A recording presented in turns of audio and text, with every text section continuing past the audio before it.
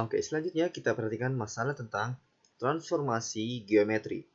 Ini adalah soal yang cukup sulit dan memerlukan konsep tentang transformasi dan matriks transformasinya.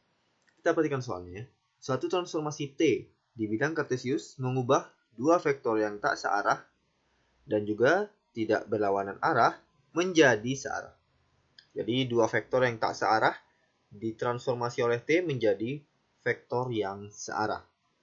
Misalkan untuk vektor-vektor U dan V yang tak searah di sini, berlaku TU sama dengan K1W dan TV sama dengan K2W.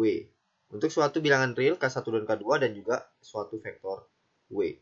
Maka kita akan mencari nilai yang mungkin untuk determinan matriks transformasinya.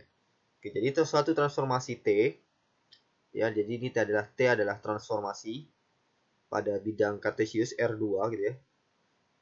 Nah, ini memiliki matriks transformasi. Tentu saja, sembarang transformasi di R2 itu punya transformasi, punya matriks transformasi. Atau kita sering sebut juga matriks representasi atau matriks penyajian. Ya. Jadi terdapat banyak istilah untuk ini. Representasi. Oke, representasi.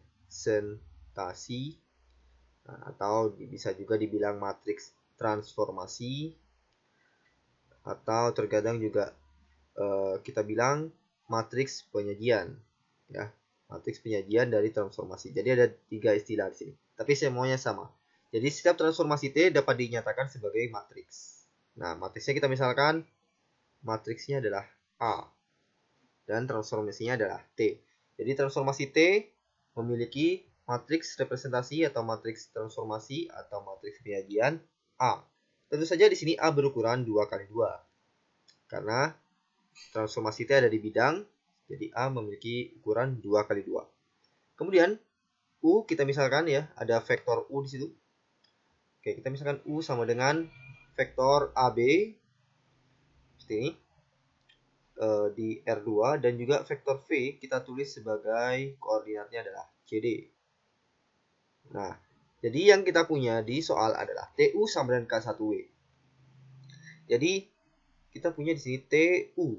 Jadi kita punya T AB. Nah, AB ini sebagai vektor sama dengan K1W. Oke, kita misalkan juga kalau gitu ya.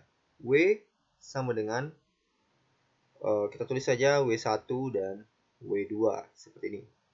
Jadi TAB sama dengan K1 dikalikan vektor W1 W2. Ya, karena W sama dengan W1 W2. Nah, begitu pula untuk vektor V, kita bisa tulis menjadi T CD sini ya. CD sama dengan K2 dikalikan W1 W2. Ini vektor yang sama. Sama seperti di K1 di sini ya, K1 W1 W2 dan juga K2 W1 W2. Ini menyatakan vektor yang sama. Nah, idenya di sini adalah triknya kita bisa menggabungkan transformasi ini. Nah, jadi transformasi ini misalkan mempunyai representasi A tadi ya. Jadi TAB kita bisa tulis juga menjadi A, suatu matriks A dikalikan dengan AB. Ya, karena tadi udah dimisalkan bahwa transformasi T itu memiliki matriks representasi A. Jadi hasil transformasi dari vektor AB sama dengan perkalian matriks A dan vektor AB. Nah, begitu pula untuk transformasi yang kedua di situ T CD sama dengan A dikalikan CD sini ya. Nah, tadi idenya adalah kita bisa menggabungkan transformasi ini. Kita bisa menyatakan sebagai satu kesatuan. Caranya gimana? Caranya tinggal digabung karena matriks memiliki sifat kalau perkalian matriks seperti ini dia bisa digabung. Jadi T dari AB kita jadikan karena ini kan bentuknya vektor ya. TAB bentuknya vektor. Ini kita jadikan satu menjadi sebuah matriks. Ya, di T AB sama dengan, di sini T, A, B, kemudian digabung T, CD. Nah, CD sama dengan, nah ini sekarang jadi matriks nih ya ceritanya. Karena di sini kita punya T ini berukuran TAB ya, adalah sebuah vektor yang berukuran 2 kali 1. Begitu pula untuk TCD, transformasi dari CD. Berukuran 2 kali 1. Ketika ditulis sebagai satu kesatuan matriks, 2 kali 1, 2 kali 1, maka ini adalah matriks 2 kali 2. Ya, matriks 2 kali 2. Ya, bayangkan ini vektor 2 kali 1, kemudian disandingkan dengan vektor 2 kali 1. Maka hasil ini adalah matriks 2 kali 2. Tentu saja ini bisa kita gabung juga. A, kemudian sini kita tulis AB dan CD. Nah, jadi diperoleh perkalian matriks A dan matriks 2 kali 2 juga di sini.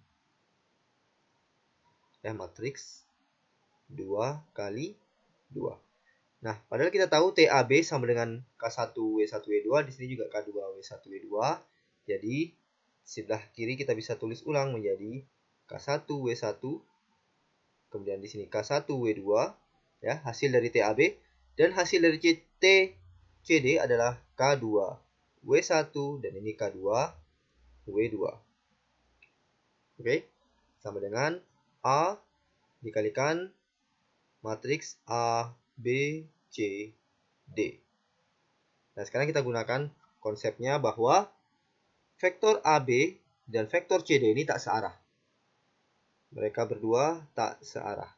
Kalau tak searah, maka determinan dari ini tidak akan sama dengan 0. Ya, determinan matriks ini. Matriks ABCD. Kenapa? Karena determinan ini mutlaknya menyatakan luas dari jajar genjang. Ya. Determinan dari matriks A, B, C, D, nilai mutlaknya ya yang dihitung. Mutlak dari ini semua itu sebenarnya sama dengan luas jajar genjang gitu ya.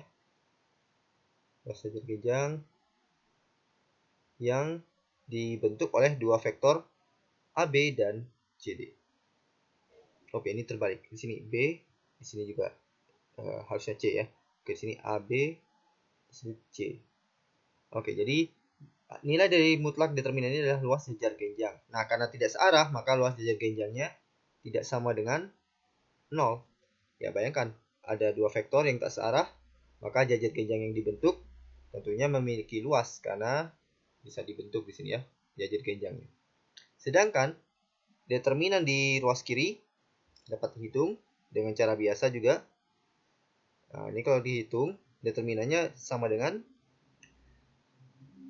determinan dari matriks K1W1, K2W1, K1W2, K2W2 sama dengan K1, K2, W1, W2 dikurangi K1, K2, W2, W1. Jadi sama dengan 0 ya determinannya di sini. Determinan di ruas kiri sama dengan 0, determinan di ruas kanan ACBD tidak sama dengan 0.